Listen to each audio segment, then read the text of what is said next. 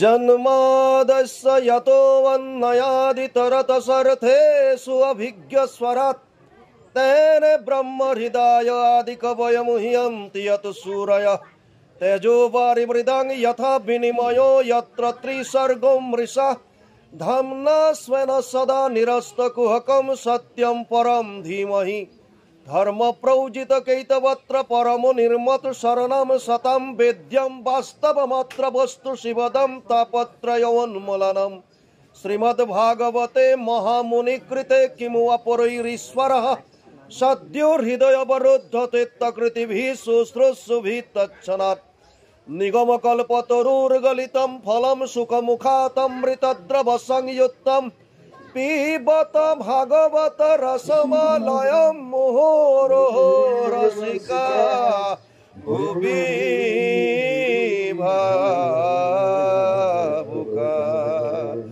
हरि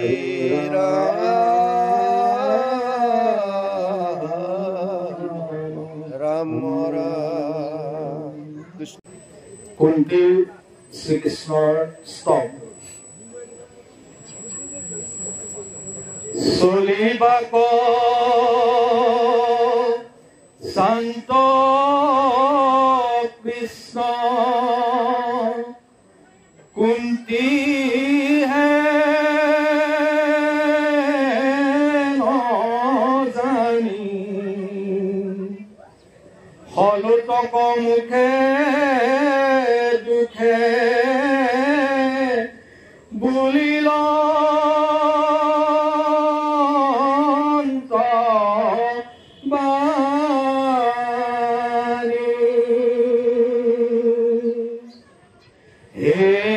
कृष्ण कृष्ण बाप करु प्राणिपात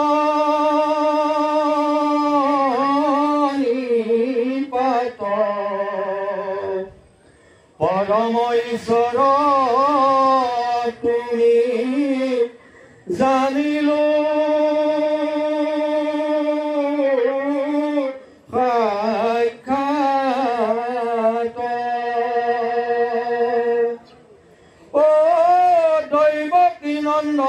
नंद कुमार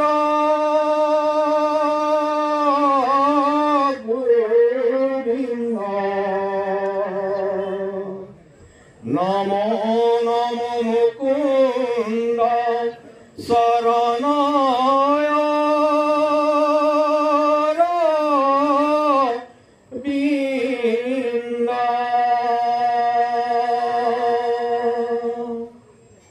नमो नाभि पंकज पंकज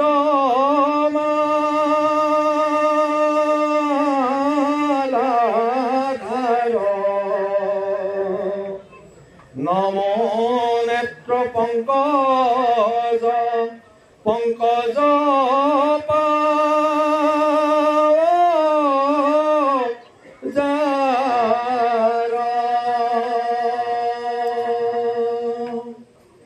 नमो भगतर सिद्ध वित्त धिष्ठाता दुर्गति तारक मोर तुमी पिता माता। আমি সকলোৱে জানো ভাগৱত আৰম্ভ হৈছে নৈমিষাৰণ্যত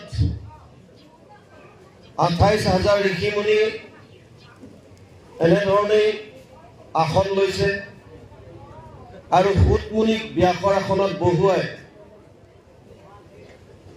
২৮,০০০ৰ ভিতৰত যিজন কথামৃত পান কৰাত কুশল নৈমিষে সুতমাসীন অভিবাদ্য মহামতীম কথামৃত ৰসস্বাদ কুশল সৌনক অব্ৰবীত পদ্মপুৰাণ উত্তৰখণ্ড ভাগৱত মহাত্ম প্ৰথম অধ্যায় ৩ নম্বৰ শ্লোক সৌনক কথামৃত পান কৰাত যিজন কুশল সেইজন হৈছে সৌনক।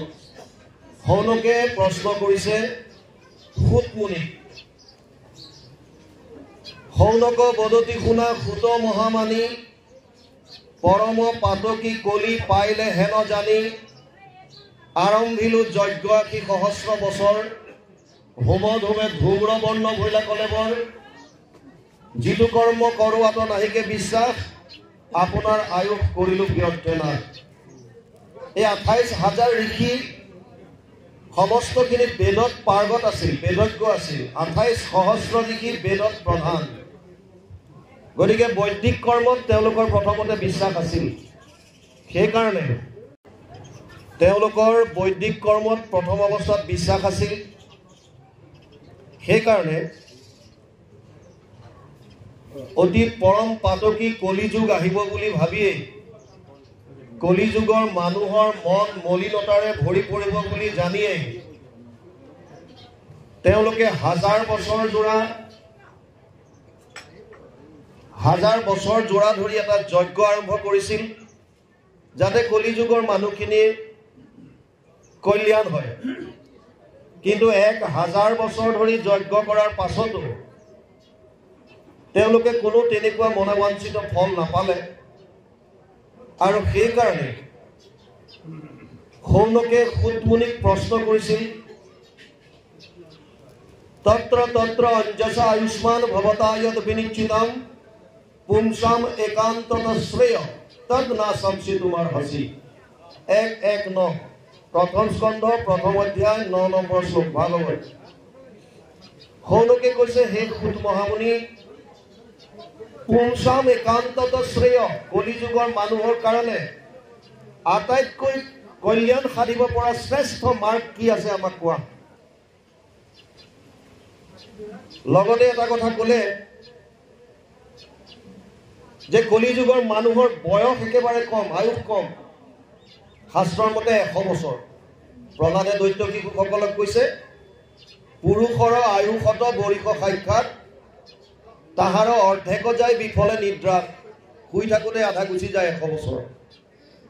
বিংশতি বৰিষ যায় বালক ক্ৰীড়াত, খেলা ধূলা কৰোঁতে 20 বছৰ যায়।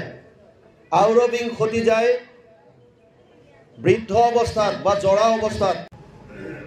জীৱা অৱশেষ আয়ু থাকয় যুৱাত, সিও কামে ক্ৰোধে লোভে যায় অজ্ঞানত। 100 বছৰৰ আধাখিনি শুই থাকোঁতে যায়, 20 বছৰ সৰু অৱস্থাত খেলা ধূলা কৰোঁতে পাৰ হ'ল, 20 বছৰ আমাৰ বৃদ্ধ অৱস্থাত যায়, জৰা অৱস্থাত।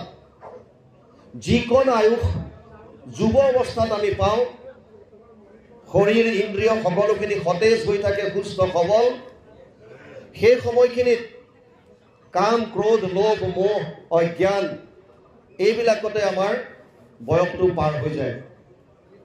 এতিয়া সৌনকে বৰ ডাঙৰ কথা এটা কৈছে যে, হে সুতমুনি, তুমি যিটো উপায় দিবা, এই উপায়টো আয়ুসৰ কথাটো চিন্তা কৰিবা। লগতে কলিযুগৰ মানুহৰ স্মৃতি শক্তি হ্ৰাস পাব, আমাৰ কথাবিলাক মনত নাথাকে, বুদ্ধিহীন হ'ব, ভাগ্যহীন হ'ব। প্ৰায়েণ অল্পায়ুষ শব্দ কলো অস্মিন যুগে জানা মন্দ সুমন্দ মতয় মন্দিয় ভাগ্যহী উপদ্ৰতা। 1:10 প্ৰথম স্কন্ধ প্ৰথম অধ্যায় 10 নম্বৰ শ্লোক ভাগৱত। প্ৰায়েণ অল্পায়ুষ, কলিযুগৰ মানুহৰ বয়স একেবাৰে কম। আৰু কি হ'ব? মন্দ সুমন্দ মতয়, মতিবিলাক হীন হ'ব, বুদ্ধিহীন, ভাগ্যহীন, স্মৃতিশক্তি কমিব। 8টা বস্তু কলিযুগত হ্ৰাস পাব। ততচ্চ অনুদিনম ধৰ্মম সত্যম শৌচম ক্ষমা দয়া কলেন বলেন ৰাজন নংসতি আয়ু বলম স্মৃতি। 12:2-1 দ্বাদশ স্কন্ধ 2য় অধ্যায় প্ৰথম শ্লোক ভাগৱত। 8টা বস্তু কলিযুগত হ্ৰাস পাব। প্ৰথম কৈছে ধৰ্ম, সত্য, শৌচ, ক্ষমা, দয়া, আয়ুস, বল, স্মৃতি। 8টা বস্তু কলিযুগত হ্ৰাস পাব। সেইকাৰণে সৌনকে প্ৰথমে সুতমুনিক কৈছে, যিটো উপায় দিবা চব চিন্তা কৰি ল'বা। লগতে সৌনকে আৰু এটা কথা কৈছে, কাৰণ মই আগতেই কৈছোঁ যে তেওঁলোক বেদত প্ৰধান, চব বেদজ্ঞ, শাস্ত্ৰজ্ঞ।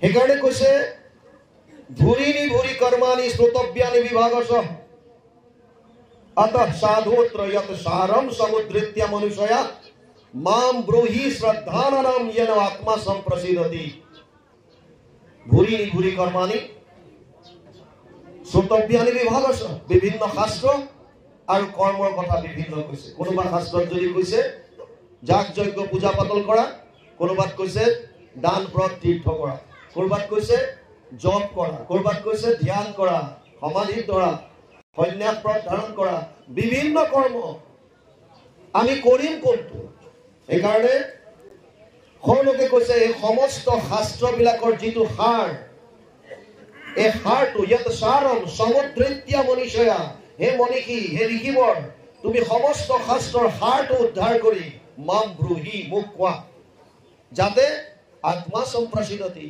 আত্মাৰ পৰম শান্তি যাতে আমি লাভ কৰিব পাৰোঁ আৰু তাৰ পাছত খুদ মুনিয়ে ভাগৱত কোৱা আৰম্ভ কৰিছে প্ৰথমে ক্লিয়াৰ কৰি দিলে আমাৰ কলি যুগৰ মানুহৰ পৰম কল্যাণ কিহত আছে খুদ মুনিয়ে কৈছে সবেই পুংসাম পৰো ধৰ্ম यत भक्तिर अधोक्षजे अहेतुकी अप्रतिहत जेन आत्मा संप्रसिद्धति कलि जुगर मानुहर आत्मार परम शांतिर कारणे केवल और केवल कृष्ण भक्ति केनेকৈ কৰিব अहेतुकी हेतु থাকিব নোৱাৰিব নিষ্কাম ভাৱে আৰু অপ্ৰতিহত নিৰন্তৰ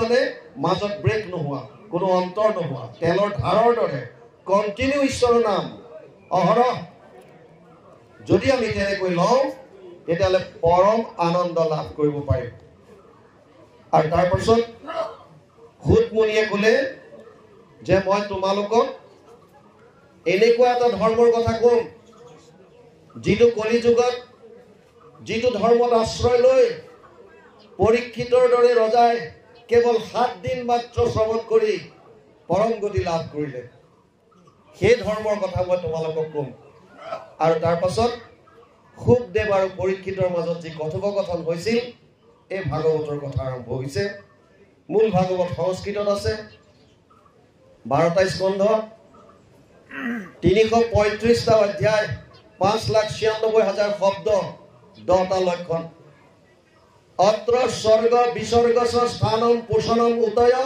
মনন্তৰ এষ অনুকথা নিৰোধ মুক্তিৰ আশ্ৰয় 2:1 দ্বিতীয় স্কন্ধ 10ম অধ্যায় প্ৰথম শ্লোক ভাগৱত স্বৰ্গ আদি সৃষ্টি বিসৰ্গ সেকেন্ডাৰী ব্ৰহ্মাৰ দ্বাৰা সৃষ্টি হোৱা তাৰ পাছত স্থানৰ বিষয়ে কৈছে কেনেকৈ পালন কৰে পোষণ উতি বাসনাৰ কথা কৈছে দৈবিক বাসনা আসুৰিক বাসনা মানৱীয় বাসনা কেনেকুৱা সপ্তম স্কন্ধ অষ্টমত মনন্তৰ মনু আৰু মনু পুত্ৰসকলৰ কথা নৱমত ঈশানু ৰাজবংশাৱলীৰ কথা চন্দ্ৰবংশ সূৰ্যবংশ সমস্তবিলাক ৰজা মহাৰজাৰ কথাবিলাক নৱমত পাব দশমত নিৰোধ 335টা অধ্যায় 90টা অধ্যায় আছে দশমত ভগৱান কৃষ্ণৰ জন্মৰ পৰা বুলি প্ৰায় লীলা সব দশমতে বৰ্ণনা কৰিছে একাদশত বৈকুণ্ঠ পুৰাণ দেখাইছে একাদশ মুক্তি কিহৰ পৰা লাগে আৰু দ্বাদশ স্কন্ধত আশ্ৰয় আমি আশ্ৰয় কৰিলো শৰণ কৰিলো যদিও 10টা লক্ষণ ভাগৱতে কৈছে ভাগৱতৰ মূল উদ্দেশ্য এটাই কলি যুগৰ মানুহে আশ্ৰয় ক'ত ল'ব কোনটো ধৰ্মত আশ্ৰয় ল'ব কোনজন ঈশ্বৰৰ ওচৰত শৰণ ল'ব এইটোৱে মূল উদ্দেশ্য ভাগৱতৰ দশমৰ্থ বিশুদ্ধ্যাৰ্থম নবালিনিহ লক্ষণম বৰ্ণয়ন্তি মহাত্মান শ্ৰুতেন অৰ্থেন চাঞ্জসা 2:2 দ্বিতীয় স্কন্ধ 10ম অধ্যায় 2 নম্বৰ শ্লোক ভাগৱত আশ্ৰয় ক'ত ল'ব শৰণ ক'ত ল'ব গতিকে আশ্ৰয় যিটো লক্ষণ তাক শুদ্ধ ৰূপত প্ৰতিপন্ন কৰিবৰ কাৰণে দশমৰ্থ বিশুদ্ধ্যাৰ্থম নবালিনিহ লক্ষণম বৰ্ণয়ন্তি বাকি 9টা লক্ষণ বৰ্ণনা কৰিছে কেনেকৈ শ্ৰুতেনা বেদৰ ওপৰত ভিত্তি কৰি অৰ্থেনা ৰিয়েলাইজ কৰি নিজৰ অনুভৱৰ দ্বাৰা বেদৰ ওপৰত ভিত্তি কৰি আৰু নিজৰ অভিজ্ঞতাৰ দ্বাৰা তেওঁ এই সমস্তখিনি তেওঁ কৰিছে ভাগৱতৰ বাকি 9টা লক্ষণ বৰ্ণনা কৰিছে প্ৰথম স্কন্ধ অধিকাৰ কথন কাৰ অধিকাৰ আছে ভাগৱত কোৱা কাৰ আছে শুনা শ্ৰোতাৰ অধিকাৰ কেনেকুৱা হ'ব লাগে বক্তাৰ অধিকাৰ কেনেকুৱা তিনি ধৰণৰ শ্ৰোতা বক্তাৰ বিষয়ে দিছে উত্তমত ৰাখিছে সুখদেৱ পৰীক্ষিত আৰু আহিছে তাৰপিছত নাৰদ আৰু ব্ৰহ্মাৰ মাজত কথোপকথন আৰু আহিছে সুখ আৰু পৰীক্ষিত শৌনক আৰু সুখ তিনি ধৰণৰ শ্ৰোতা তিনি ধৰণৰ বক্তা প্ৰথম স্কন্ধত আহিছে আৰু আহি বৰ্তমান আমাৰ আজি যিটো ওলাইছে আমি ডাইৰেক্ট পাঠলৈ যাওঁ কুন্তীৰ কৃষ্ণ স্তুতি অকণমান কাহিনীৰ পাতলিটো বুজি লওঁ আমি সকলোৱে জানো মহাভাৰতৰ কথা কুৰুক্ষেত্ৰৰ যুদ্ধ যেতিয়া ফাইনেল হৈছিল অৰ্জুন আৰু দুৰ্যোধনে ভাৰতৰ অৰ্থাৎ সেই সময়ত পৃথিৱীৰ যিমানবিলাক ৰজা মহাৰজা আছিল তেওঁলোকৰ পৰা আশ্ৰয় ল'বৰ কাৰণে বিভিন্ন সংবাদ পঠাইছে নিজৰ কোনোবা পঠাইছে আৰু সেই সময়ত যিমান ৰজা মহাৰজা আছিল তেওঁলোকে দুইটা পক্ষত যাৰ যেনি মন তেওঁলোকে সহযোগ কৰিছে শেষত গৈ এটাই থাকিল গৈ যদুকুল যাদৱ বংশ য'ত ভগৱান কৃষ্ণ বিৰাজমান আছিল সেইকাৰণে শেষত দুৰ্যোধন আৰু অৰ্জুন দুইজন গৈছে ভগৱান কৃষ্ণৰ পৰা সহায় ভিক্ষা কৰিবৰ কাৰণে দুৰ্যোধন আগতীয়াকৈ গ'ল আৰু তেওঁ যিটো নিজকে যিহেতুকে যদিও যুৱৰাজ নিজকে ৰজা বুলিয়ে মানে সেইকাৰণে মনত এটা গৰ্ব ভাৱ আছে অহংকাৰ আছে তেওঁ য'তে ত'তে আসন নলয় মই ৰজা গতিকে মই য'তে ত'তে বহিলে মোৰ পদৰ অৱহেলনা কৰা হ'ব এই গৰ্ব ভাৱ এটা মনত পুহি ৰাখে আমাৰো বহুতৰ থাকে চকী নেপালে নবহে তলত যিবিলাক আপোনালোকে লক্ষ্য কৰিব ডাঙৰ ডাঙৰ মানুহ আহে মই আপোনালোকৰ কথা কোৱা নাই এতিয়া ইয়াত জেগাৰ অসুবিধা দিছে বহুতক আমি দেখো একেলগে ভকত বহি আছে নামঘৰত তেওঁলোকে তাত নবহে মানে বেলেগ এখন লাগে স্পেচিয়েল এখন লাগে এইটো হৈছে নিজৰ এটা গৰ্ব অসুস্থতাৰ কাৰণে বা কিবা কাৰণে এইটো বেলেগ কথা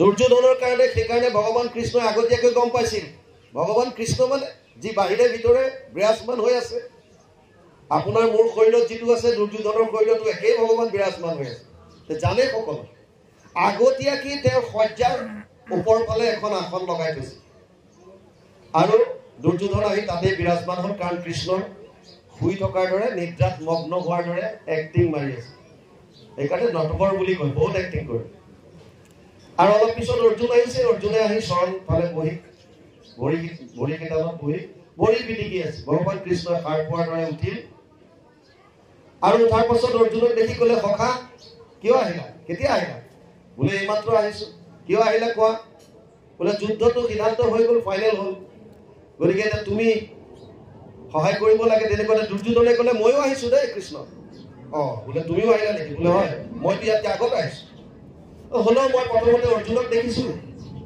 কিন্তু যিহেতুকে দুই পক্ষ আহিলা গতিকে মোৰ উপায় নাই ময়ো তেতিয়াহ'লে এফালে মোৰ এক অক্ষৌহিণী সেনা নাৰায়ণী সেনা দিয়া হ'ব 2,18,700 আৰু এফালে মই অকলে বিশেষকৈ মই দুইটাই মোৰ আপোন গতিকে মই অস্ত্ৰ নুঠাম মই কাকনো ভাল বুলি কম কাক বেয়া বুলি কম সমূহ অহম সৰ্বভূতেষু নামে দেশ অস্তি না প্ৰিয় নৱম অধ্যায় 29 নম্বৰ শ্লোক গীতা অৰ্জুনক পিছত কৈছে মই সকলোৰে কাৰণে মোৰ কাৰো প্ৰতি দ্বেষ ভাৱ নাই কোনো মোৰ প্ৰিয় নহয় মই নিউট্ৰেল এইকাৰণে ক'লে যে মই এটা কাম কৰিম এফালে 2,18,700 মোৰ নৰনাৰায়ণী সেনা অস্ত্ৰ শস্ত্ৰৰে সুসজ্জিত আৰু এফালে মই নিৰস্ত্ৰ দৰকাৰ হ'লে ৰথ চলাই দিম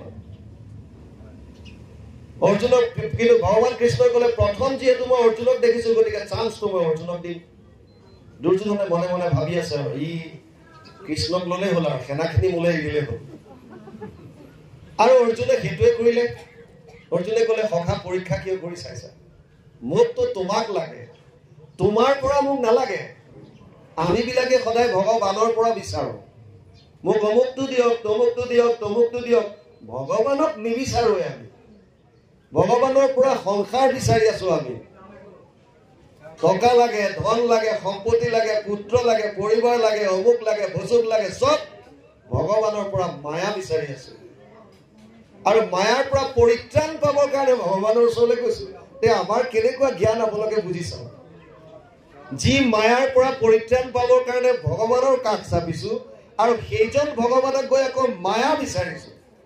ধন লাগে, টকা লাগে, পুত্ৰ লাগে, পৰিবাৰ লাগে, বোৱাৰী লাগে, জোঁৱাই লাগে, অগ্ৰহ বগ্ৰহ। অৰ্জুনে কৈছে, প্ৰভু সখা, মোক একো নালাগে, কেৱল তোমাক লাগে। তুমি কিয় মোক পৰীক্ষা কৰি চাইছা? দুৰ্যোধনে কৈছে, মহামূৰ্খ এটা, মনে মনে ভাবি আছে। আৰু বিৰাট ফূৰ্তিত গৈছে ঘৰলৈ। বাটৰ পাই চিঞৰি গৈছে, মামা আজি এটা মহামূৰ্খক লগ পালো। কি হ'ল? আমি যালে গৈছিলো বোলে, অৰ্জুনো গৈছিল নহয়। কি হ'ল ঘটনাটো? বোলে এফালে এক অক্ষয়িনী সেনা, অস্ত্ৰ শস্ত্ৰৰে সুসজ্জিত, আৰু এফালে নিৰস্ত্ৰ কৃষ্ণ। তই কোনটো ললি? আৰে মই এক অক্ষয়িনী সেনা লৈ আহিছো। বোলে মহামূৰ্খ তই, অৰ্জুন নহয়। কাৰণ তোক চলনা কৰিলে কোটি কোটি ব্ৰহ্মাণ্ডৰ নায়ক, যাক সত্য সংকল্প বুলি কয়। কেৱল মাত্ৰ সংকল্পত কোটি কোটি ব্ৰহ্মাণ্ডৰ নাশ হ'ব পাৰে যিজন ঈশ্বৰ। সেইজন ঈশ্বৰক বাদ দি তই এক অক্ষয়িনী সেনা লৈ পেলাই নিজকে বিৰাট বুদ্ধিমত্তৰ কাম কৰিলো বুলি ভাবি আহিছো। অজ্ঞানী। যুদ্ধ ফাইনেল হ'ল, যুদ্ধ হ'ল। 11 অক্ষয়িনী সেনা কৌৰৱৰ, 7 অক্ষয়িনী সেনা পাণ্ডৱ, 18 অক্ষয়িনী সেনা। যুদ্ধত কেৱল মাত্ৰ 11 জন বাচিছিল। 5 জন পাণ্ডৱ, সাত্যকী আৰু কৃষ্ণ, 7 জন, কৃতবৰ্মা, কৃপাচাৰ্য আৰু অশ্বত্থমা 3 জন, 7 3 10। ধৃতৰাষ্ট্ৰৰ ঔৰসত এগৰাকী দাসীৰ গৰ্ভত এটি সন্তান হৈছিল, নাম আছিল যুযুৎসু। যুযুৎসু বাচিছিল 11 জন মাত্ৰ বছ। আৰু সেই 11 জনৰ ভিতৰত পঞ্চ পাণ্ডৱ সুস্থ সবল হৈ আছে। যুদ্ধ শেষ হ'ল, দুৰ্যোধনৰ উলুভংগ হ'ল। আপোনালোকে জানে, দুৰ্যোধনকো গান্ধাৰীয়ে বৰ ধুনীয়া সুবিধা দিছিল। হে পুত্ৰ, তোৰ শেষ এটাই উপায় আছে, তই উলংগ হৈ মোৰ ওচৰলৈ আহ। মই যি চকুত বান্ধিয়ে থৈছো, মই চকু খুলি দিম। কাৰণ আমাৰ 3টা বস্তু দি এনাৰ্জি বাহিৰ হয়। এটা হৈছে চকু, এটা হৈছে হাতৰ তলুৱা, এটা হৈছে ভৰি। তিনিওটাৰ দ্বাৰা এনাৰ্জি বাহিৰ হয়, শক্তি। সেইকাৰণে ডাঙৰ মানুহে সৰু ল'ৰা ছোৱালীক আশীৰ্বাদ কৰিলে মূৰত হাত দিয়ে। আৰু সৰুৱে যেতিয়া জ্যেষ্ঠজনক শ্ৰেষ্ঠজনক সেৱা কৰে, তেতিয়া চৰণ স্পৰ্শ কৰি কৰে, যাতে তেওঁৰ তৰংগবিলাক আমাৰ শৰীৰলৈ যাতে প্ৰবাহমান হওক। তেওঁৰ যিখিনি ধনাত্মক বস্তু আছে সেইখিনি যাতে লাভ আমি ল'ব পাৰোঁ। সেইকাৰণে জ্যেষ্ঠজনক চৰণ চুই সেৱা কৰিব লাগে। চৰণ চুই, এই ৰাম ৰাম ওপৰৰ পৰা দিয়াটো, এইটো যি কি নহওক। যুদ্ধ ফাইনেল হওঁতে গান্ধাৰীয়ে যেতিয়া ক'লে দুৰ্যোধনক, তই আহিবি উলংগ হৈ, পুনৰ ভগৱানে চাল খেলি দিলে। আৰু যেতিয়া নদীৰ পাৰত সন্ধিয়া সময়ত উলংগ অৱস্থাত আহি থকা দুৰ্যোধনক দেখা পালে, আৰে দুৰ্যোধন দাদা, তুমি এনেকৈ উলংগ অৱস্থাত ক'ত যোৱা? মোক মাতিয়ে মাতিছে, ধেত তেৰিকা, এনেকে যাবা তুমি? বোলে নহয়, মোক কৈছে উলংগ হৈ আহিবলৈ। কৈছে মাকৰ দৃষ্টিতটো ল'ৰা ছোৱালী সদায় সৰু, কিন্তু তুমি নিজৰ কথাটো এবাৰ ভাবা। তুমি যুৱৰাজ হৈ আছা, এনেকৈ যাব মাৰ ওচৰলৈ? এটলিষ্ট অকণমান আৰবেৰটো ৰাখা। বছ, লগে লগে এই উৰুৰ ঠিক কঁকালৰ পৰা উৰুলৈকে এইখিনিত পাত, গছৰ পাত দি, কলপাত জাতীয় আৱৰণ কৰি পেলাই গ'ল। আৰু গান্ধাৰীয়ে যেতিয়া চকু খুলি, যেতিয়া ফুল এনাৰ্জিটো যেতিয়া বাহিৰ হৈ গ'ল, ক'লে, কি কাম কৰিলি দুৰ্যোধন? মোৰ পুত্ৰ, তোক আৰু কোনে বচাব পাৰিব? তই কিয় এনেকৈ আহিলি? তোকতো মই কৈছিলো তই উলংগ হৈ আহিবি। বোলে মই আহিছিলো তো বাটত। এই কৃষ্ণই ক'লে, বোলে এই মাৰ ওচৰলৈ যাবি, এনেকে যাবি নেকি? উলংগ হৈ যাবি, অকণমান আৰ বেৰ কিবা এটা ৰাখ।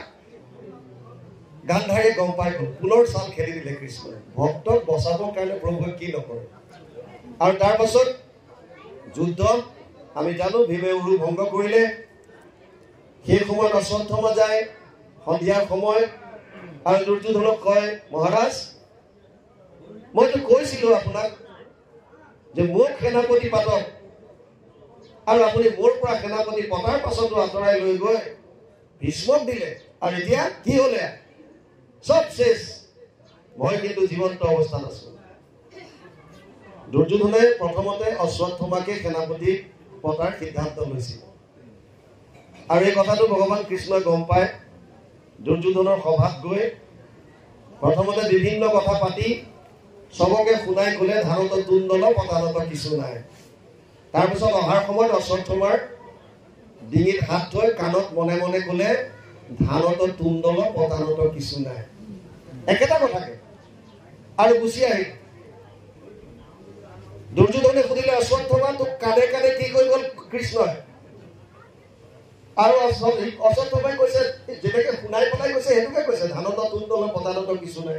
সেইটোতো সবকে শুনাই ক'লে, তোৰ কাণে কাণে কি ক'লে ফুচফুচাই ক'লে সেইটোৱে কৈ গৈছে। আৰে মই বিশ্বাস নকৰোঁ।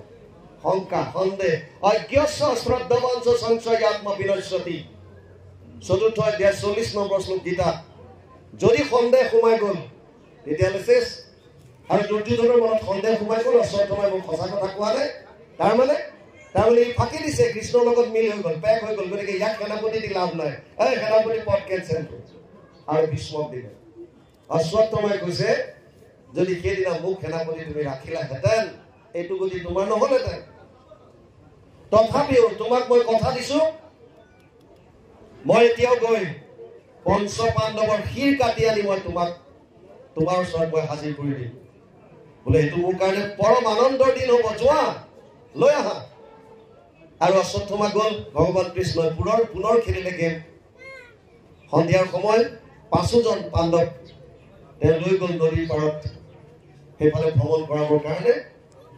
আৰু দ্ৰৌপদীয়ে 5জনৰ 5টা সন্তানক, পাণ্ডৱৰ 5টা পুত্ৰক শয্যাত শুৱাই থলে। অশ্বত্থামা আন্ধাৰৰ সুযোগ লৈ গৈ 5টা পুত্ৰৰ ডিঙি কাটি লৈ আহিল। আৰু দুৰ্যোধনক বৰ আনন্দত আহি ক'লে যে মই লৈ আহিলো পঞ্চ পাণ্ডৱৰ শিৰ চোৱা। দুৰ্যোধনে কৈছে মোক ভীমৰ মূৰটো দিয়া। ভীমৰ কেনেকৈ জানিব? যিটো প্ৰকাণ্ড ডাঙৰ, যিটো চবতকে, সেইটো মোক দিয়া। আৰু যেতিয়া অশ্বত্থামাই ডাঙৰ যিটো চবতকে মূৰ মানে ভীমৰ সন্তান যিটো, সেইটো আগবঢ়াই দিওঁতে দুৰ্যোধনে চেপা মাৰি ধৰিছে আৰু গুৰি হৈ গ'ল। বোলে অসম্ভৱ, এইটো ভীমৰ মূৰ হ'ব নোৱাৰে, তই বৰ ভুল কাম কৰিলি। দুৰ্যোধনে ৰিয়েলাইজ কৰিছে তই বৰ ভুল কাম কৰিলি, আমাৰ বংশ তই গোটেই নাশ কৰি দিলি। এয়া পঞ্চ পাণ্ডৱৰ পুত্ৰ, ইহঁতৰ প্ৰতি মোৰ কোনো ক্ৰোধ নাছিল, কোনো দ্বেষ নাছিল। তই ইহঁতক বধ কৰি আমাৰ গোটেই বংশটোকে তই নিষেধ কৰি পেলালি। আৰু কিছু সময়ৰ পিছত সেই দুখতে মৃত্যু। দুৰ্যোধনৰ প্ৰাণ গ'ল, যুদ্ধ শেষ হ'ল। ভগৱান কৃষ্ণ বহুত দিন তাত থাকিল হস্তিনাপুৰত। যাবলৈ ওলাই কেতিয়াবা যুধিষ্ঠিৰ, কেতিয়াবা অৰ্জুন, কেতিয়াবা ভীম, কেতিয়াবা নকুলে, কেতিয়াবা সহদেৱে, কোনো এৰিব নিবিচাৰে। মানে যেনেকৈ আগৰ দিনত, আজিকালি আলহী আহিলে বাৰু ৰাতি থকাটো নিয়ম প্ৰায় নাইকিয়া হৈছে। আগতে আছিলে 10 দিন 15 দিন, আমিও আছিলো। মামাৰ বাৰীত গ'লে বা বাইদেউহঁতৰ ঘৰত গ'লে সৰুতে তেনেকে থাকো। স্কুলত পৰীক্ষা চৰীক্ষা দি গ'লে 8 দিন 10 দিন থকাটোতো চিধা কথা, কোনো ডাঙৰ কথা নহয়। কাৰোবাৰ ঘৰত বিয়া হ'লে মানুহ আহে, আলহী আহে, 10 দিন আগতে আহি যায়, বিয়াৰ পিছতো আকৌ 8-10 দিন থাকি যায়। আজিকালি এইটো চিষ্টেমটো নাইকিয়া হৈছে, সময় কাৰণে। বিয়াৰ দিনে বা এদিন আগত খুব জোৰত একেবাৰে আপোন হ'লে যায়, বিয়াও শেষ আৰু বোলে আমিও ঘৰলৈ গ'লো। কাৰণ এতিয়া সেইটো দিন নাইকিয়া হৈ গ'ল, চব মেচিনাৰী হৈ গ'ল বস্তুবিলাক, মৰম চেনেও নাই, সময়ো নাই কাৰো। যেতিয়া ভগৱান কৃষ্ণ যাবলৈ ওলাই তেতিয়াই কোনোবাই নহয় কোনোবাই আহি অনুৰোধ কৰে। আৰু ইয়াৰ আগত এটা ডাঙৰ ঘটনা, যেতিয়াই অশ্বত্থামাই গম পালে যে মই ভুল কাম কৰিলো, কিতাৰ পৰা পলাই দিলে। ইফালে দ্ৰৌপদীয়ে গৈ যেতিয়া দেখা পায় কেম্পত যে তেওঁৰ পুত্ৰকেইটাৰ শিৰহীন বডিবিলাক, দেহাবিলাক পৰি আছে, আৰ্তনাদ কৰে। পঞ্চপাণ্ডৱ আহি পায়, কৃষ্ণ আহে। অৰ্জুনে প্ৰতিজ্ঞা কৰে যে মই দুৰ্জন দ্বিজৰ মূৰ কাটি আনি তোক যদি দিব নোৱাৰো তেতিয়ালৈকে মই তোৰ মনৰ সুখ নুগুচাওঁ, সেই বুলি প্ৰতিজ্ঞা কৰে।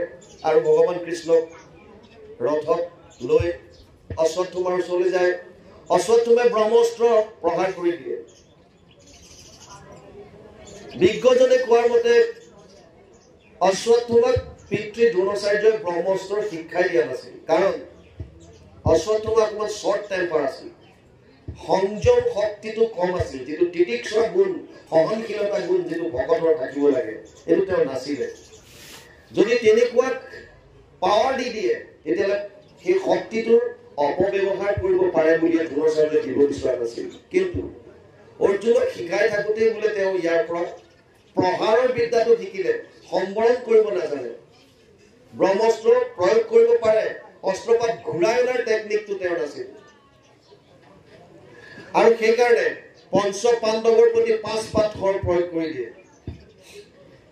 ভগৱান কৃষ্ণই দেখা পায়, অৰ্জুনে দেখা পায়, সোধে কি আহিছে, বোলে এইটো অশ্বত্থামাই ব্ৰহ্মাস্ত্ৰ প্ৰহাৰ কৰিলে, গতিকে তুমিও ব্ৰহ্ম সহায়কৰ দ্বাৰা সম্বৰণ কৰা, নহ'লে গোটেই জগত নষ্ট হৈ যাব। পাছত আপোনালোকে জানে অশ্বত্থামাক ধৰি আনে, মুণ্ডন কৰি পেলাই এৰি দিয়ে। মুণ্ডন কৰা মানে অৰ্জুনে প্ৰতিজ্ঞা কৰিছিল মইতো বধ কৰিম, কিন্তু তেওঁ অশ্বত্থামাৰ চিৰঞ্জীৱী, এফালে দ্বিজ, দ্ৰৌপদীয়ে কৈছে যে ব্ৰাহ্মণক বধ কৰিব নাপায়, যদি বধ কৰোঁ দ্ৰোণাচাৰ্যৰ পত্নীয়ে গৌতমীয়ে মনত বহুত দুখ পাব, মোৰতো 5জন স্বামীয়ে আছে, তেওঁৰ স্বামী অলৰেডি নিহত হ'ল, আৰু যদি পুত্ৰকো যদি বধ কৰা যায় আইগৰাকীয়ে মনত বহুত কষ্ট পাব, সেইকাৰণে বধ কৰিবলৈ নিদিলে। আৰু ভগৱান কৃষ্ণই ক'লে তেতিয়াহ'লে তুমি নিজৰ ইচ্ছামতে যিটো উপায় আছে চোৱা। আৰু অৰ্জুনে মনত গুণি পালে যে মৃত্যুৰ সমান দণ্ড হয় যদি মুণ্ডন কৰা হয়, প্ৰায়শ্চিত্ত, কেৱল প্ৰায়শ্চিত্ত। সেইটো কাৰণে অশ্বত্থামাৰ মুণ্ডন কৰি এৰি দিলে। আৰু অশ্বত্থামাই সেইটো মহাক্ৰোধত গৈ পেলাই পুনৰ প্ৰহাৰ কৰে। ইভেন তেওঁৰ এনেকুৱা মনত ক্ৰোধ আহে যে পাণ্ডুৰ যিটো অংশ উত্তৰাৰ গৰ্ভত আছিল, উত্তৰা মানে অভিমন্যুৰ পত্নী, অৰ্জুন সুভদ্ৰাৰ সন্তান অভিমন্যুৰ মৃত্যু হয়, তেওঁৰ পত্নী উত্তৰা গৰ্ভৱতী আছিল। উত্তৰাৰ গৰ্ভত থকা সন্তানটো বধ কৰিবৰ কাৰণে ব্ৰহ্মাস্ত্ৰ প্ৰয়োগ কৰি দিয়ে। আৰু তেতিয়া উত্তৰাই একেবাৰে পলম নকৰি, অকণো পলম নকৰাকৈ দৌৰি চিধা কৃষ্ণৰ ওচৰলৈ যায়। পাহি পাহি মহাযোগীনাম দেৱ দেৱ জগৎপতি নান্যম অভয়ম পশ্যে যত্ৰ মৃত্যুৰ পৰস্পৰম। হে প্ৰভু, মোৰ গৰ্ভত যিটো সন্তান আছে এই গৰ্ভৰ সন্তানটো ৰক্ষা কৰা। কিবা এপাত অস্ত্ৰই মোক খেদি আহিছে, লোহা এটা গৰম কিবা এপাত লোহাই যে মোক খেদি আহিছে, মোৰ এতিয়া প্ৰাণ যাব, গতিকে লাগিলে মোকে লাগিলে নষ্ট কৰা, মোৰে প্ৰাণ লৈ লোৱা, কিন্তু মোৰ গৰ্ভত যিটো সন্তান আছে সেই সন্তানটো তুমি ৰক্ষা কৰা। তাৰ পাছত ভগৱান কৃষ্ণই অগুষ্ট সমান ৰূপ ধাৰণ কৰি উত্তৰাৰ গৰ্ভত প্ৰৱেশ কৰে, ব্ৰহ্মাস্ত্ৰ গদাৰে কোবাই ভাঙি পেলাই অমৃত নয়নৰ দ্বাৰা সন্তানটোক জীৱিত কৰি তোলে, আৰু সেইজনে পৰীক্ষিত হয়। তাৰপিছত যাবলৈ ওলাই এতিয়া পদত সোমাম। চলিবাকৈ শান্ত কৃষ্ণ কুন্তি হেন জানি, হলতক মুখে দুখে বুলিলন্ত বাণী। কি ক'লে? বিষ্ণুৰাত। ভগৱান কৃষ্ণই ৰক্ষা কৰাৰ কাৰণে, বিষ্ণুৱে ৰক্ষা কৰাৰ কাৰণে পৰীক্ষিতৰ এটা নাম বিষ্ণুৰাত। পৰীক্ষিত শব্দটো ভাগৱতে কৈছে যে পৰীক্ষিত এনেকুৱা এটা সন্তান যিটো সন্তান জন্ম হোৱাৰ পাছত তেওঁ ইমান জ্ঞান আছিল, কাৰণ গৰ্ভত থাকোঁতে ভগৱান কৃষ্ণক যিজনে দৰ্শন পালে তেওঁতো পূৰ্ণ জ্ঞানী। তেওঁ জন্ম হৈয়ে এই গৰ্ভত যিজনক দেখিছিল ইমান সুন্দৰ সুঠাম শৰীৰ, সেইজনক বাহিৰত পৰীক্ষা কৰি চাই আছিল ক'ত আছে। সেইটো কাৰণে তেওঁৰ নাম পৰীক্ষিত ৰাখিছে, আৰু বিষ্ণুৱে ৰক্ষা কৰাৰ কাৰণেই বিষ্ণুৰাত, এই দুটা নাম পৰীক্ষিতৰ দিছে। যি কি নহওক, এতিয়া কুন্তীৰ কৃষ্ণস্তুতি আহিল। চলিবাকৈ শান্ত কৃষ্ণ কুন্তি হেন জানি, হলতক মুখে দুখে বুলিলন্ত বাণী। হে কৃষ্ণ কৃষ্ণ বাপ কৰ প্ৰণিপাত, পৰম ঈশ্বৰ তুমি জানিলো সাক্ষাৎ। ভগৱান কৃষ্ণ যেতিয়া যাব বিচাৰে তেতিয়া তেওঁ ৰথত যেতিয়া উঠে দেখে বাটত এটি নাৰী মূৰ্তি ৰৈ আছে, আৰু নাৰী মূৰ্তিটো দেখাৰ পাছত ভগৱান কৃষ্ণৰ ৰথৰ পৰা নামি আহে। চাব, প্ৰতিটো কথা আপোনালোকে মানে গুৰুত্বটো বুজি যাব। ভগৱান কৃষ্ণ যিজনে লীলা কৰাৰ মতেও এখন দ্বাৰকাৰ, তেওঁ নিজে ৰজা নহব পাৰে, কিন্তু উগ্ৰসেনে যাক নোসোধাকে কৰ্ম নকৰে। গতিকে তেওঁ ৰজা নহলেও কিং মেকাৰ বুলি যাক কয়, তেওঁ ইচ্ছা হলেহে যাক দিব পাৰে সেইমতে দিব। আৰু উগ্ৰসেনকো বন্দীশালৰ পৰা উলিয়াই ৰাজসিংহাসন দিয়াজনে হৈছে ভগৱান কৃষ্ণ। এতিয়া কৃষ্ণ কোটি কোটি ব্ৰহ্মাণ্ডৰ যিজন অধিকাৰী, এগৰাকী নাৰী মূৰ্তি ৰাস্তাত ৰৈ থকা দেখি তেওঁ ৰথৰ পৰা নামি আহিছে। তাৰমানে ভগৱান কৃষ্ণই নাৰীক সন্মান কৰাটো দেখুৱাইছে। যত্ৰ নাৰীস্তু পূজ্যন্তে ৰমন্তে তত্ৰ দেৱতা, য'ত নাৰীৰ সন্মান কৰা হয় তাতহে দেৱতাই বাস কৰে।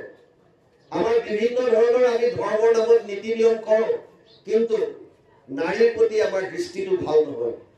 ঘৰত পত্নীৰ ওপৰত মানসিক অত্যাচাৰ, শাৰীৰিক অত্যাচাৰ বা বিভিন্ন ধৰণৰ কথা, গতিকে এইবিলাক ভাল নহয়। প্ৰথম হৈছে দৃষ্টিকোণটো নাৰীৰ প্ৰতি সত্য শুদ্ধ কৰিবলৈ দিছে। সেইটো হৈছে এক নম্বৰ কথা। কৃষ্ণই দেখুৱালে কেনেকৈ তেওঁ ৰথৰ পৰা নামি আহি ওচৰলৈ গৈ, আৰু ওচৰলৈ গৈ দেখিছে এগৰাকীটো আন কোনো নহয় মোৰ পেহী। পেহী কেনেকৈ হ'ল? কাৰণ সুৰসেনৰে ছোৱালী আছিল পৃথা। কুন্তীৰ নাম আছিল পৃথা। সুৰসেনৰ এজন বন্ধু আছিল কুন্ত ভোজ। কুন্ত ভোজৰ কোনো সন্তান নাছিল, নথকাৰ কাৰণে সৰুতে তেওঁ সখাক ছোৱালীজনী দি দিয়ে, তুলনীয়া পুত্ৰী কৰি দি দিয়ে। পৃথাক কুন্ত ভোজক দি দিয়ে। কুন্ত ভোজ পৃথাৰ বাপেকৰ সুৰসেনৰ বন্ধু। আৰু কুন্ত ভোজে তুলি তালি ডাঙৰ দীঘল কৰাৰ কাৰণে পৃথাৰ নাম কুন্তী হ'ল। আকৌ অৰ্জুনৰ নাম পাৰ্থ এইকাৰণে হ'ল কাৰণ পৃথাৰ পুত্ৰ, সেইটো কাৰণে এটা নাম পাৰ্থ দিলে। এতিয়া এই কুন্তীয়ে বাটত যেতিয়া ৰৈ আছে, ভগৱান কৃষ্ণ ওচৰলৈ গৈ দেখিছে যে কান্দি আছে। কান্দি থকা দেখি ভগৱান কৃষ্ণই সুধিছে, পেহী কি হৈছে তোমাৰ? 18 অক্ষৌহিণী সেনাৰ 11 জন যি বাচিছিল, তাৰ ভিতৰত তোমাৰ পুত্ৰ 5জনে সুস্থ সবল হৈ আছে। এনেকুৱা নহয় যে ICUত আছে, কেলডেট কৰি ৰাখিছে বা ভেন্টিলেটৰত লগাই থৈছে, তেনেকুৱাটো নহয়। ৰাজাধিৰাজ সম্ৰাট যুধিষ্ঠিৰ 5 জন তোমাৰ একদম সুস্থ সবল, কাৰো দেহত অকমান এটা আঁচ আহিব দিয়া নাই। গতিকে এতিয়া তোমাৰ কি চিন্তা? তেতিয়া কুন্তীয়ে কৈছে, হে প্ৰভু, হে কৃষ্ণ বাপ কৰ প্ৰণিপাত, পৰম ঈশ্বৰ তুমি জানিলো সাক্ষাৎ। প্ৰথমতে স্তুতি কৰিছে, তুমি যে পৰম ঈশ্বৰ। চাওক, মই প্ৰায়ে কওঁ দেৱতা আৰু ঈশ্বৰৰ পাৰ্থক্যটো। দেৱতা আপোনাৰ জীৱনত যাৰে কিছু হলেও দান আছে বা অৰিহণা আছে, আপোনাৰ কাৰণে দেৱতা হ'ব পাৰে, একো ডাঙৰ কথা নহয়। মোৰ জীৱনত মোৰ মাতৃ অৰিহণা আছে, মাতৃ দেৱ ভৱ, পিতৃ অৰিহণা আছে, পিতৃ দেৱ ভৱ। আমাৰ দেশখনৰ অৰিহণা আছে, কাৰণে আমি জননী বুলি কওঁ, মাতৃভূমি বুলি কওঁ। মাতৃৰ লগত তুলনা কৰিছে, আৰু মাতৃ দেৱ ভৱ। গ্ৰহ নক্ষত্ৰ সূৰ্য চন্দ্ৰ গছ বায়ু অগ্নি পৃথিৱী চবৰে অৰিহণা আছে, চব দেৱ হ'ব পাৰে, কিন্তু আৰাধ্য বা ঈশ্বৰ সেইজন হ'ব কোনজন? সৃষ্টি স্থিতি প্ৰলয়ৰ হেতু যিটো দেৱ, পৰম ঈশ্বৰ তান্ত বিনে নাহি কেব। যিজনে কোটি কোটি ব্ৰহ্মাণ্ডৰ সৃজন কৰিব পাৰে, পালন কৰিব পাৰে আৰু সংহাৰ কৰিব পাৰে। সৃষ্টি স্থিতি প্ৰলয়ৰ হেতু যিটো দেৱ, পৰম ঈশ্বৰ তান্ত বিনে নাহি কেব। যাতকে আৰু কোনো শ্ৰেষ্ঠ নাই। প্ৰমাণ ভগৱান কৃষ্ণ অৰ্জুনক নিজ মুখে কৈছে, মত্ত পৰতৰম নান্য কিঞ্চিদস্তি ধনঞ্জয়, মোতকে শ্ৰেষ্ঠ আৰু কোনো নাই। মই সৰ্ববিদম প্ৰথম সূত্ৰে মণিগণায়ব, সপ্তম অধ্যায় 7 নম্বৰ শ্লোক গীতা। হে অৰ্জুন, ময়ে শ্ৰেষ্ঠ, মোতকে শ্ৰেষ্ঠ আৰু কোনো নাই। যেনেকৈ এধাৰী মালাত মণিবিলাক সূতাত গাঁঠি থোৱা থাকে, তেনেকৈ এই সমস্ত জীৱৰাশি মোৰ লগত গাঁঠি থোৱা আছে, মোৰ লগত সম্পৰ্ক আছে, আত্মা পৰমাত্মাৰ সম্পৰ্ক। গতিকে মোতকে শ্ৰেষ্ঠ আৰু কোনো নাই। তাৰ পাছত এতিয়া দ্বিতীয়টো কৈছে, প্ৰথম কৈছে সৃষ্টি স্থিতি প্ৰলয়ৰ হেতু যিটো দেৱ, পৰম ঈশ্বৰ তান্ত বিনে নাহি কেব। স্বপ্ন জাগৰণ যিটো গভীৰ নিদ্ৰা, সমাধিত সাক্ষী ৰূপে থাকন্ত সাক্ষাৎ। সচেতন কৰা দেহ প্ৰাণ ইন্দ্ৰিয়ক, জীৱক গুঞ্জান্ত নানাবিধ বিষয়ক। পৰমাত্মা বুলি তাক কহে মুনিগণ, এইটো পৰম তত্ত্ব জানিবা ৰাজন। ঈশ্বৰৰ সংজ্ঞা দিছে নৱসিদ্ধই, নিমিৰজাক দিছে। ঈশ্বৰ সেইজন হ'ব যি কোটি কোটি ব্ৰহ্মাণ্ডৰ সৃজন কৰিব পাৰিব, যিজনে পালন কৰিব পাৰিব, যিজনে সংহাৰ কৰাৰ ক্ষমতা থাকিব, যি আমাৰ মনৰ চাৰিটা অৱস্থাত জাগ্ৰত অৱস্থা, এতিয়া শুই থকাটো স্বপ্ন, আমি যেতিয়া প্ৰথম শুলো ৰাতি মনটো যেতিয়া সক্ৰিয় হৈ থাকে, শৰীৰ নিষ্ক্ৰিয় হলেও মনটোৱে ইন্দ্ৰিয়সমূহক সূক্ষ্ম ৰূপত ধাৰণ কৰি থাকে, আৰু যেতিয়া মনলৈ বহুত চিন্তা আহে তেতিয়া আমি সপোন দেখো। সেই অৱস্থাটো যিজন সক্ৰিয় অন্তৰ্যামী ৰূপে আছে, আৰু যিটো এটা গভীৰ নিদ্ৰা, ৰাতি টোপনি গ'ল গম নাপায়, সপোন দেখা নাই, একো নাই, ৰাতিপুৱা সাৰ পাইছে আৰু কৈছে যে কালি ৰাতি 10টাত পৰিলো আৰু গমে নাপাওঁ, ৰাতিপুৱাহে 6টা বজাত সাৰ পাইছো। কোনে গম পায়? আপুনি যে সপোন দেখা নাই, আপুনি যে সপোন দেখিছে, আপুনিতো শুই গ'ল। তেতিয়াহ'লে কেনেকৈ গম পালে ৰাতিপুৱা যে মই কালি সপোন দেখিছিলো নে দেখা নাই, নে কি হৈছে কি নাই, কেনেকৈ গম পালে? তাৰ মানে সেই সময়তো কোনোবা এজন তাত সক্ৰিয় হিচাপে আছে। উপদ্ৰষ্টা অনুমন্তা চ ভৰ্তা ভোক্তা মহেশ্বৰ পৰমাত্মা ইতি চাপ্যুক্ত দেহে অস্মিন পুৰুষ পৰ। 13 অধ্যায় 22 নম্বৰ শ্লোক গীতা। অৰ্জুনক কৈছে, হে অৰ্জুন, সেইজনে যিজনে তোমাক ভিতৰৰ পৰা আদেশ দিয়ে, অন্তৰ্যামী ৰূপে যিজন আছে, যিজন ভৰ্তা সকলোৰে স্বামী, সেইজনে হৈছে পৰমাত্মা, মানে মই। গতিকে যিটো স্বপ্ন অৱস্থাত থাকে, জাগ্ৰত অৱস্থাত থাকে, গভীৰ নিদ্ৰাত থাকে, আৰু সন্ন্যাসীয়ে যোগৰ দ্বাৰা ধ্যানৰ দ্বাৰা যিজনক ব্ৰহ্মত দেখা, সমাধিত দেখা পায়, সেইজন হ'ব লাগিব এই গোটেইখিনি যাৰ আছে। আৰু বিশেষকৈ সচেতন কৰা দেহ প্ৰাণ ইন্দ্ৰিয়, মৃতক এজনৰ শৰীৰত সমস্ত ইন্দ্ৰিয় থাকে, হাত ভৰি মুখ নাক কাণ চব আছে, কিন্তু লৰচৰ কৰিব নোৱাৰে, শ্বাস প্ৰশ্বাস ল'ব নোৱাৰে, কাণ আছে শুনিব নোৱাৰে, চকু আছে একো দেখা নাপায়, ইন্দ্ৰিয়বিলাক আছে কিন্তু সচেতন নহয়। ফেনখন আছে, কাৰেণ্ট যেতিয়ালৈকে নাপায় ই ঘূৰিব নোৱাৰে, লাইটটো আছে, চুইচ যেতিয়ালৈকে নিদিয়ে, কাৰেণ্ট যেতিয়ালৈকে নাপায় তাৰ কাম নাই। ঠিক তেনেকৈ যিমান জীৱ আছে, যত দেখা যত শুনা ভূত ভবিষ্যৎ স্থাৱৰ জংগম এইটো সমস্ত জগত কৃষ্ণ ব্যতিৰেকে একো বস্তু নাহি জানা, সমস্ত জগত কৃষ্ণ হেন মনে মানা। আৰু কুন্তীয়ে সেইকাৰণে কৈছে, গম পালো তোমাক, তুমি কোন? তুমি কোন? তুমি হৈছে পৰম ঈশ্বৰে, তুমি জানিলো সাক্ষাৎ। তাৰ পাছত কৈছে, দৈৱকী নন্দন নন্দ কুমাৰ গোবিন্দ নমো নমো মুকুন্দ চৰণ অৰবিন্দ নমো নাভি পংকজ পংকজ মালাধৰ নমো নেত্ৰ পংকজ পংকজ পাৱজাৰ। কীৰ্তনত আমি যিটো শ্লোক জিভানি মাতো, কীৰ্তনত কৃষ্ণায় বাসুদেৱায় দৈৱকী নন্দনায় চ নন্দ গোপ কুমাৰায় গোবিন্দায় নমো নমঃ। 1:8-21 প্ৰথম স্কন্ধ 8ম অধ্যায় 21 নম্বৰ শ্লোক। তাৰ পাছত দ্বিতীয়টো আহিছে, কৃষ্ণায় বাসুদেৱায় দৈৱকী নন্দনায় চ নমো নন্দ কুমাৰায় গোবিন্দায় নমো নমঃ। নমো পংকজ নাভায় নমো পংকজ নেত্ৰায় নমস্তে পংকজংঘ্ৰায়। এই যিটো শ্লোক আছে দ্বিতীয়টো 1:8-10 নমস্তে পংকজংঘ্ৰায় নমো পংকজ নাভায় নমো পংকজ মালিনে নমো পংকজ নেত্ৰায় নমস্তে পংকজংঘ্ৰায়। ইয়ালৈকে এই দুফাকি ওপৰৰ, পিছৰখিনি আকৌ বেলেগ। 1:8 সেইখিনি বেলেগ, বসুদেৱ আৰু মুকং এই দুটা বেলেগ। এই দুটা প্ৰথমৰ দুভাগী 1:8-9 1:8-10 প্ৰথম স্কন্ধ 8ম অধ্যায় 9 নম্বৰ শ্লোক আৰু 10 নম্বৰ শ্লোক দুটা কুন্তীয়ে স্তুতি কৰিছে। কুন্তীয়ে কৈছে, দৈৱকী নন্দন নন্দ কুমাৰ গোবিন্দ নমো নমো মুকুন্দ চৰণ অৰবিন্দ। হে দৈৱকী নন্দন, হে নন্দৰ কুমাৰ, তোমাক মই প্ৰণাম জনাইছো। তোমাৰ সমস্তখিনি পদুম ফুলৰ লগত ইয়াক তুলনা কৰিছে। ভগৱানৰ প্ৰতিটো অংগ প্ৰত্যংগ পদুম ফুলৰ লগত কিয় তুলনা কৰে? কেতিয়াবা চাইতে ভাবি কিহৰ কাৰণে? চাওক, ইয়াত 2-3টা লজিক আছে। যিমান বস্তু আছে সংসাৰত সব মায়াৰ দ্বাৰা সৃষ্ট। কেৱল এপাহ পদুম ফুল যি প্ৰভু ভগৱন্তৰ নাভি কমলৰ পৰাই বাঢ়ি গৈছে, বাকী সব বিলাক যিমান আছে 3টা গুণৰ পৰা মহতত্ব হৈ, তাৰ পৰা অহংকাৰ হৈ তাৰ পৰা পঞ্চ মহাভূত, পঞ্চ তন্মাত্ৰা, 5 জ্ঞানেন্দ্ৰিয়, 5 কৰ্মেন্দ্ৰিয়, মন, বুদ্ধি, চিত, অহংকাৰ, এই যিমান তত্ত্ব আহিছে মূল মায়াৰ 3টা গুণৰ পৰা আহিছে। কিন্তু কেৱল এপাহ পদুম ফুলৰ কথা আছে যি ভগৱন্তৰ নাভি কমলৰ পৰা ওলাইছে, নহলে।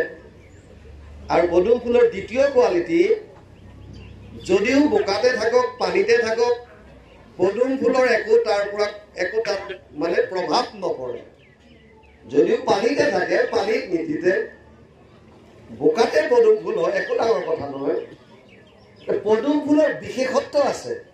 তেনেকৈ ভগৱান কৃষ্ণ যদিও আমাৰ শৰীৰত সকলোৰে বিৰাজমান আছে, প্ৰত্যেকৰ দেহাত অন্তৰ্যামী ৰূপে আছে, আমাৰ কৰ্মবিলাকে তেওঁক চুব নোৱাৰে। বুজি পাইছে? যেনেকৈ পানীতে পদুম ফুল থাকিও পদুম ফুলক পানীয়ে স্পৰ্শ কৰিব নোৱাৰে, তেনেকৈ ভগৱান কৃষ্ণ আমাৰ শৰীৰতে থকাৰ পাছতো আমাৰ কৰ্মবিলাকে তেওঁক স্পৰ্শ কৰিব নোৱাৰে। তেওঁ অন্তৰ্যামী ৰূপে খালি চাই থাকে আপুনি কি কৰিছে, কি নাই। মাত্ৰ অন্তৰ্যামী ৰূপে নোট কৰে। নোটটো আপোনালোকৰ হৈ থাকে চব জীৱৰ এগেইনষ্টত, প্ৰত্যেকটো জীৱৰ এগেইনষ্টত একাউণ্ট মেইনটেইন আছে। এইটো নাভাবিব নাই বুলি, চবৰ প্ৰত্যেক জীৱৰ এগেইনষ্টত একোখন সুকীয়া একাউণ্ট মেইনটেইন হৈ আছে। আপুনি কি ভাবিছে, আপুনি কি কৰিছে, গোটেইখিনি নোট হৈ আছে। আৰু সেইটোৰ ওপৰত বেছ কৰিয়ে আমি পুনৰ আহিবলগীয়া হয়। মানে কোনো মানুহ এক মুহূৰ্ত কাম নকৰাকে থকা নাই, থাকিব নোৱাৰে। নাহি কচ্ছিত ক্ষণমপি জাতু তিষ্ঠ্য কৰ্মকৃত কাৰ্যতে হি অৱশ্য কৰ্ম সৰ্ব প্ৰকৃতি জেৰ গুণে। 2য় অধ্যায় 5 নম্বৰ শ্লোক গীতা। অৰ্জুনক কৈছে, হে অৰ্জুন, কোনো মানুহ এক মুহূৰ্ত কাম নকৰাকে থাকিব নোৱাৰে, লগাতাৰ কাম কৰি আছে। আৰু কাম কৰিলে তাৰ ফল আছে। যিয়ে নকৰক আপুনি ফলটো পাবই। আপুনি বিচাৰক, আপুনি নিবিচাৰক, ফলটো আছেই। প্ৰত্যেকটো একশনৰ এগেইনষ্টত আপুনি ফল এটা পাব। কেনেকুৱা ফল? অনিষ্টম ইষ্টম মিশ্ৰম ত্ৰিবিধা কৰ্মণৰ ফল। 8 অধ্যায় 12 নম্বৰ শ্লোক গীতা। 3 ধৰণৰ ফল, হয়তো ভাল, হয়তো বেয়া, হয়তো মিশ্ৰিত। আৰু চব কৰ্মৰ যিমান বিলাক আছে, অগণন জীৱৰ সকলোৰে লিখা আছে, চব একাউণ্ট মেইনটেইন হৈ আছে। সেইটোকে সঞ্চিত কৰ্ম বুলি শাস্ত্ৰত কয়। আৰু তাৰে ওপৰত বেছ কৰি আমি তাৰ এটা অংশ লৈ লৈ বাৰে বাৰে এই আমাৰ জুনিবিলাকত ভ্ৰমণ কৰি আছো। কেতিয়াবা গছ গছনি হৈ, কেতিয়াবা কুকুৰ মেকুৰী হৈ, বিভিন্ন ধৰণৰ। আমাৰ ঘৰত এটা আজি 2 দিনমান আগত কৰবাৰ এটা সৰু কুকুৰ পোৱালি এটা আহিল, নাজানো ক'ৰ। আৰু আহিলে আমাৰ ধুনীয়াকে ৰাখে মেলে দিলে। সিদিনা মই এটা অনুষ্ঠান কৰি গৈছো যে কুকুৰটো বাটত মৰিলে, গাড়ীয়ে মাৰি দিলে। মোৰ ছোৱালীজনীয়ে বিৰাট মানে দুখ কৰি আছে। মই তেতিয়া কৈছো, শুনা, তুমি দুখটো কৰিছা, তুমি তত্ত্বটো বুজি পোৱা নাই কাৰণে বুজা। এতিয়া মই উদাহৰণ দিলো, যেনেকৈ অষ্টবসুৰ তেওঁলোকে বশিষ্ঠৰ কামধেনুজনী চুৰ কৰাৰ প্লান কৰিছিল, যিটো ইয়াৰ পিছত আমি আহিব ভীষ্ম মুখ্য উৎসৱত যদি পায়গে সময়। আৰু বশিষ্ঠই গম পোৱাৰ পাছত তেওঁলোকক সাপ দিলে যে তহঁত মনুষ্য হবি চব। চবেই আহি বাকী 7জনে ক'লে, আমি আমাৰ এইবিলাক একো নাছিলে, আমি মাত্ৰ লগ দিছিলো। লগ কাক দিছিলে? প্ৰভাস ৰূপী। ক'ৰবাত জোৰ বুলি আছে, ক'ৰবাত প্ৰভাস বুলি আছে। প্ৰভাস বুলিয়ে ধৰি ললো, ভীষ্মৰ বকু আগৰ আছিল। তেতিয়া ক'লে, মই এটা কাম কৰিব পাৰো যে তহঁত 7টাক মইতো যিটো দিলো মানে অভিশাপ দিলো, এইটোতো ফলিয়াবই, কিন্তু সময়টো মই কম কৰি দিলো। তহঁতে মনুষ্য যোনি পাবি, কিন্তু লগে লগে তহঁত মুক্তি হবি। তহঁতৰ লগে লগে মানে মৃত্যু হ'ব বা মুক্তি হৈ গুচি আহিবি, কিন্তু শৰীৰ ধাৰণ কৰিব লাগিব, কাৰণ মোৰ বাণী অথলে নাযায়। কিন্তু যিটোৱে প্লানিং কৰিছিল, প্ৰভাস বুলি যাক কয়, ই কিন্তু সম্পূৰ্ণ মনুষ্য জীৱন পাব লাগিব। এই গোটেই জীৱনে ভুগিব লাগিব। আৰু সেইজনে ভীষ্ম হয়। এতিয়া আপোনালোকে যদি চাই, শান্তনুৰ ঔৰসত গংগাৰ পৰা যিকেইটা সন্তান হৈছিল, গংগাই প্ৰথমতে বচন ল'লে যে তুমি মোক একো ক'ব নোৱাৰিবা, মই কিন্তু সন্তান জন্ম হ'লে যি কৰোঁ মোক তুমি প্ৰশ্ন কৰিব নোৱাৰিবা। যেতিয়াই প্ৰশ্ন কৰা মই তেতিয়া তোমাক এৰি দিম। আৰু এইকাৰণে প্ৰথম সন্তান হোৱাৰ লগে লগে সন্তানটো লৈ গৈ নদীত পেলাই দিয়ে। সন্তান হৈ নদীত পেলাই দিয়ে।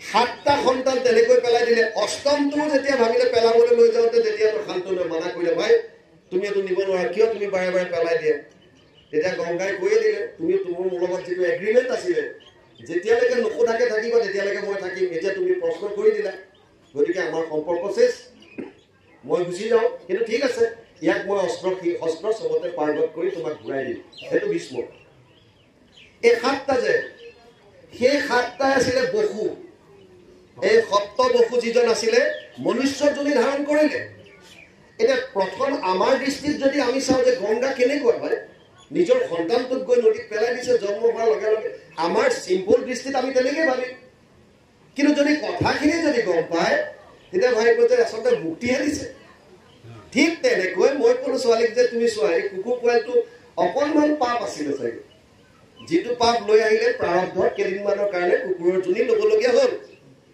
যিকেইটা দিন আহিলে সেইকেইটা দিন 2-3 মাহ মান থাকিলে থাকি বছ গুচি গ'ল পাপ শেষ হ'ল যিকেইটা দিন লৈ আহিছিল খতম এইটো দুখ কৰিবলগীয়া একো নাই বুজি পালে গতিকে আল্টিমেটলি আমাৰ চবৰে তেনেকুৱা আমি যিটো কৰ্ম কৰোঁ আমাৰ সঞ্চিত কৰ্মবিলাকত জমা হৈ আছে এটা অংশ লৈ আহোঁ যিটো অংশ লৈ আহোঁ সেইটো ভোগ কৰিবলগীয়া হয় কিন্তু মানুহৰ জুনিত সাধন কৰি পেলাই আমি আকৌ এই সঞ্চিত কৰ্মবিলাকো বাৰ্ষ্ট কৰিব পৰা নষ্ট কৰি দিব পৰা উপায় কেৱল মানুহৰ জুনিত দিছে সেইকাৰণে ব্ৰহ্মাই ইচ্ছা কৰে কাৰণ ব্ৰহ্মাও মায়াৰ পৰা হাত সাৰিব নোৱাৰে যেবে এক শতগুৰে বুলিক ব্ৰহ্মাকো কৰন্ত তেবে ঈশ্বৰে সংহাৰ ব্ৰহ্মাও সাৰি যাব নোৱাৰে মায়াৰ পৰা সেইকাৰণে তেওঁ ইচ্ছা কৰে মানুহৰ জুনি কেতিয়া পায় যিকি নহওক কুন্তীয়ে ইয়াত গম পায় ভগৱানৰ চৰণত প্ৰাৰ্থনা কৰিছে হে দৈৱকী নন্দন হে নন্দ কুমাৰ হে গোবিন্দ তোমাৰ মই চৰণত মই প্ৰণাম জনাইছোঁ তোমাৰ নাভিও তোমাৰ পংকজৰ দৰে তুমি যি মালা ধাৰণ কৰিছা সেয়া পংকজৰ গতিকে পংকজ মালা ধৰিব কৈছে